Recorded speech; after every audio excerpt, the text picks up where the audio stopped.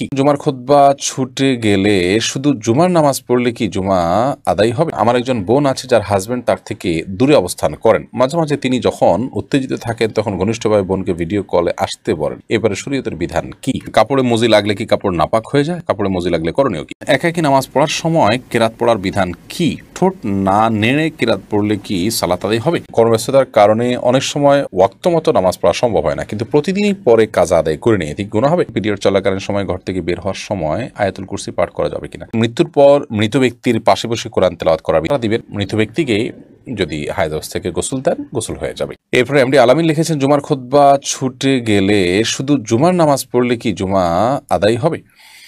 জুমার খুতবা যদি ছুটে যায় তাহলে সেক্ষেত্রে শুধু জুমার নামাজ যদি পড়েন তাতেও আপনার জুমা আদায় হয়ে যাবে, অর্থাৎ ওয়াক্তের জুমা আদায় করেছেন ওই সপ্তাহে, সেটি বলা যাবে। কিন্তু এমনটি নিয়মিত হওয়া সন্দেহভাবে গর্হিত কাজ, কারণ জুমার খুতবা শোনাটাও কিন্তু ওয়াজিব, বিদেশে ওয়াজিবটা ছুটে যাচ্ছে, আপনার ত্রুটিপূর্ণ হচ্ছে। এমনি মতিউর রহমান মতি আপনি লিখেছেন, বিয়ে ঠিক হয়েছে, এখন এই মেয়ের সাথে কথা বলতে পারবো না? ঠিক হয়েছে, আপনি তখন কথা বলতে পারবেন না। বিয়ের আগদ হয়ে গেছে, প্রস্তাব সম্মতি হয়েছে দুজন সাক্ষীর সামনে, তারপর আপনি কথা বলতে পারবেন।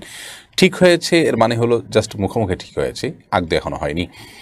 আর এরকম অবস্থাতে একান্ত প্রয়োজনে কোনো বিষয়ে একজন আরেকজনকে কোনো গুরুত্বপূর্ণ বিষয় জানতে চাইছেন, কিংবা হয়তো কারোর জন্য কেউ কিছু কেনাকাটা করবেন, মাপ জানতে চাচ্ছেন, এগুলো যদি হয় তাহলে টেক্সট মেসেজের মাধ্যমে ফেতনামুক্তভাবে করতে পারেন। কিন্তু এখনও যেহেতু আগদ হয়নি, অতএব আপনার স্বামী স্ত্রী নন, বিদায় স্বামী স্ত্রী সুলভ আলাপ সালাপ, খোশ গল্প, প্রয়োজন ছাড়া আলাপচারিতা, কথাবার্তা, সেগুলো কিন্তু বলা জায়েজ হবে না। আকলিম আক্তার লিখেছেন, নামাজ কখন পড়া উত্তম? ওয়াক্ত শুরু হলে নাকি আজানের পর? ওয়াক্ত শুরু হলে দ্রুততার সাথে নামাজ পড়া উত্তম, তবে জোহর নামাজ খুব বেশি গরম হলে একটু দেরিতে পড়াটা উত্তম। এমনি রফিকুল ইসলাম আপনি লিখেছেন, একাকী নামাজ পড়ার সময় কেরাত পড়ার বিধান কি? ঠোঁট না নেড়ে কেরাত পড়লে কি সালাত আদায় হবে? না, সালাত আদায় হবে না। আপনাকে ঠোঁট নাড়তে হবে। ঠোঁট যদি আপনি না নাড়েন তাহলে সেক্ষেত্রে সালাত আদায়ের জন্য যে কেরাত পাঠের আবশ্যকীয়তা সেটা আদায় হবে না। মনে মনে পড়লেন, সেটাকে তেলাওয়াত বলা হবে না, কেরাত আপনাকে পড়তে হবে। নবী করিম সাল্লাল্লাহু আলাইহি ওয়াসাল্লাম বলেছেন, লা সালাতা লিমান লাম ইয়াকরা বিফাতিহাতিল কিতাব, যে ব্যক্তি সূরা ফাতিহা পাঠ করেনি তার সালাত হবে না। তাহলে এখানে পাঠ করতে বলেছেন তিনি। আপনি যদি মুখ না নাড়েন, ঠোঁট না নাড়েন, জিহ্বা না নাড়েন, তাহলে তো পাঠ হলো না, সেটা কল্পনা হলো, সেটা জল্পনা হলো, সেটা স্মৃতিতে আপনি স্মরণ করলেন, স্মরণ হলো। তো স্মরণ করতে তো বলা হয়নি, বলা হয়েছে পাঠ করতে। অতএব আপনি ছোট না নামলে নামাজ হবে না। এসবি শান্তা ইসলাম লিখেছেন, আমার হাজব্যান্ড প্রচুর ধূমপান করে, অনেক চেষ্টা করে তাকে ধূমপান করা থেকে ফেরাতে পারছি না, এখন আমার করণীয় কি? ইসলামে ধূমপান সম্পর্কে কি বলে? ইসলামে ধূমপান করা অবশ্যই নিষিদ্ধ কাজ। আল্লাহ বলেছেন, রাতুল কবিদিকুল্লাহ তাহলে করে, যাদেরকে তোমরা ধ্বংসের দিকে ঠেলে দিও না, যেটি ক্ষতিকর হবে আপনার জন্য। আপনি জানেন আপনাকে আস্তে আস্তে মৃত্যুর দিকে নিয়ে যাবে, নানা রকম রোগ বালাইয়ের মধ্যে ফেলবে, এবং সেটা বাহ্যিক কোনো উপকারিতা নেই, অপকারিতাই বেশি।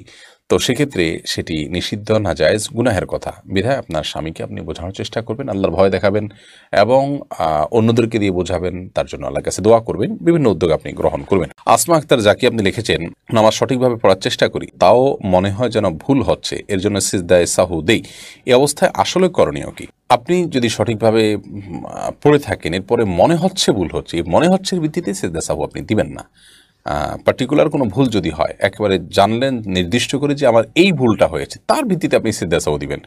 অনেকে এরকম ধোঁয়াশাপূর্ণ জাস্ট ওই মনে হয়েছে কোনো ভুল হতেও পারে হলে এরকম ওয়াসওয়াসা, নিজের ভেতরে যে এক ধরনের সংশয় কাজ করে, এটা এক ধরনের রোগ বলতে পারি, সেই রোগের কারণে তিনি সিজদা সাহু দিচ্ছেন, এটা মোটেও উচিত নয়। ঠিক একইভাবে হজে বা উমরায় গেলে অনেকে অযথাই দম দেন, যে কোনো ভুল আমার হয়ে থাকতে পারে তো একটা দম দিয়ে দিলাম। না, এরকম কোনো দমের নির্দেশনা শরীয়ত আমাদেরকে দেয়নি, বরং আমরা দম দেব যখন আমাদের কোনো ভুল ধরা পড়বে নির্দিষ্টভাবে, সেটি জাস্ট সন্দেহ দূরের জন্য থোক কোনো দম দিয়ে দেওয়া, নিজের সংশয় দূরের জন্য। অথচ কোনো ভুল হয়েছে কিনা সেটা আমি নিজেও জানি না এবং পরিষ্কার না, স্পষ্ট না, তাহলে সেক্ষেত্রে এটি শরীয়তের কোনো নির্দেশনা নয়। এরপর মেহেদি DIR দেখে আপনি লিখেছেন, মৃত্যুর পর মৃত ব্যক্তির পাশে বসে কোরআন তেলাওয়াত করার বিধান কি? মৃত ব্যক্তির পাশে কোরআন তেলাওয়াত করার বিশেষ কোনো প্রয়োজনীয়তা নেই। কোরআন তেলাওয়াত যিনি করবেন, জোরে জোরে যখন তেলাওয়াত করি তখন আমরা জীবিত মানুষকে শোনাবো, মৃত ব্যক্তিকে তার শোনাতে পারবো না। ওমান তাবি মুসলিম মানফুল কবুর, যার কারণে মৃত ব্যক্তির পাশে বসে কোরআন তেলাওয়াত করতে হয় এরকম কোনো নির্দেশ কোরআন হাদিস আমাদেরকে দেয়নি। মৃত ব্যক্তিকে দ্রুততার সাথে গোসল দিয়ে জানাজা দাফনের মাধ্যমে তাকে বিদায় জানাতে হবে, সেটি হলো কোরআন এবং হাদিস কর্তৃক নির্দেশনা। অতএব সেটি আমরা করব। আর এর বাইরে তার জন্য ভাড়াটিয়া লোক দিয়ে অনেকে কোরআন তেলাওয়াত করেন, অথবা ভাড়াটিয়া ছাড়াও আপনার চারপাশে ঘিরে তেলাওয়াত করা, এরকম কোনো নির্দেশনা কোরআন এবং হাদিস থেকে দেওয়া হয়নি। এম সালমা লিখেছেন, পিরিয়ড চলাকালীন সময় ঘর থেকে বের হওয়ার সময় আয়াতুল কুরসি পাঠ করা যাবে কিনা? পিরিয়ড চলাকালীন সময় কোরআন কারীম তেলাওয়াত করবেন না, এটাই জমহুর আমাদের মত। তবে অনেক ওলামা কেরাম এটাকে জায়েজও বলেছেন। আবিদ হাসান আপনি লিখেছেন, কর্মব্যস্ততার কারণে অনেক সময় ওয়াক্ত মতো নামাজ পড়া সম্ভব হয় না, কিন্তু প্রতিদিনই পরে কাজা আদায় করে নিয়ে এটি গুনাহ হবে? অবশ্যই গুনাহ হবে।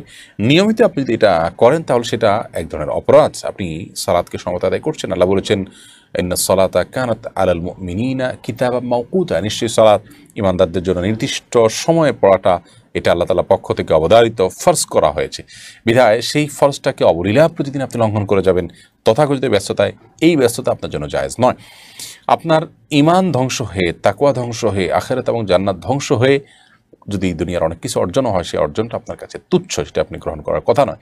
আপনাকে যদি নিঃশ্বাস আটকে রেখে কাজ করতে বলা হয় এবং তার বিনিময়ে আপনাকে অনেক টাকা অফার করে, আপনি নেবেন না, কারণ জানে না থাকলে, জীবনে না থাকলে, বেঁচেই না থাকা গেলে এই টাকা দিয়ে আমি কী করবো। ঠিক একইভাবে নামাজে যদি পড়তে না পারি, আমার আখিরাত পুরোপুরি ধ্বংস হয়ে যায়, তাহলে সেক্ষেত্রে এই ব্যস্ততার কী মানে থাকতে পারে? আপনি আপনার পেশা, আপনার অবস্থান পরিবর্তন করে হলো ওয়াক্ত মতো সালাত আদায় করতে হবে। মাঝে মধ্যে এরকমটি হতে পারে, সেই ভিন্ন কথা। জাহিরুল ইসলাম আপনি লিখেছেন, কাপড়ে মজি লাগলে কি কাপড় নাপাক হয়ে যায়? কাপড়ে মজি লাগলে করণীয় কি? কাপড়ে মজি লাগলে অবশ্যই নাপাক হবে, যে জায়গা লাগবে সেটি। মজি বা ওয়াদি এই দুটি পদার্থ মূলত বীর্যপাতের আগে আঠালো পানির মতো আপনার জিনিস বের হয়, এটি কি মজি বলা হয়। পেশাবের সাথে কোত দিলে যে সাদা পদার্থ বের হয় সেটিকে ওয়াদি বলা হয়। এই অনেক সময় হচ্ছে প্রেশারের কারণে বের হয়, এটা চাপের কারণে কারোর বের হয়, অসুস্থতার কারণে। তো মজি বা ওদি এগুলো নাপাক, এগুলো যদি লাগে তাহলে শরীর বা কাপড় যে জায়গা লাগবে ওই জায়গাটা ধুইতে হবে, পরিষ্কার করতে হবে। আদিবা আমিন দিবা আপনি লিখেছেন, আমার একজন বোন আছে যার হাজব্যান্ড তার থেকে দূরে অবস্থান করেন। মাঝে মাঝে তিনি যখন উত্তেজিত থাকেন তখন ঘনিষ্ঠভাবে বোনকে ভিডিও কলে আসতে বলেন, এবারে শরীয়তের বিধান কি? আল্লাহ মাফ করুন, এই বিষয়গুলো মৌলিকভাবে জায়েজ যদি সেফটিটা নিশ্চিত থাকে, অর্থাৎ ভিডিও বেহাত হবে, অন্য থার্ড পার্টির কাছে যেতে পারে, এরকম আশঙ্কা থাকলে সেক্ষেত্রে এটা জায়েজ নয়, কারণ সতর্ক ঢাকা এবং নিজের প্রাইভেসিকে রক্ষা করাটা অবশ্য কর্তব্য। আর এই সাধারণত যে সমস্ত অ্যাপগুলোর মাধ্যমে ভিডিও কল করা হয়, এগুলো আমি যতটুকু জানি যে সেগুলো সংশ্লিষ্ট কর্তৃপক্ষের মনিটরের সুযোগ থাকে, যদিও তারা ইন্ডিভিজুয়াল প্রত্যেকটা মানুষকে আলাদা আলাদা করে তার মনিটর করার সুযোগ পায় না। যদি বেহাত হওয়ার বা অন্যের দৃষ্টিগোচর হওয়ার বা অন্যের কাছে যাওয়ার মতো সেরকম আশঙ্কা না থাকে, তাহলে এটা বেসিক্যালি জায়েজ আছে। স্বামী স্ত্রী একে অন্যকে তার শরীরে যে কোনো অংশ দেখাতে পারেন, তবে এগুলোর ফলশ্রুতিতে তাদের উত্তেজনা আরও বেশি বৃদ্ধি হবে, এর ফলশ্রুতিতে তারা হারামে লিপ্ত হতে পারেন, জড়াতে পারেন। আর এই কারণে প্রবাসে খুব দীর্ঘ সময় স্ত্রী ছাড়া একজন স্বামীর বসবাস করা জায়েজ নয়, বা স্বামী ছাড়া স্ত্রীর বসবাস করা জায়েজ নয়। এই জন্যই তো প্রবাসে যথাসম্ভব এইভাবে দীর্ঘকাল অবস্থান করার যে একটা টেন্ডেন্সি বা একটা প্রবণতা আমাদের অনেকের মধ্যে আছে, সেখান থেকে আমাদের বেরিয়ে আসা উচিত।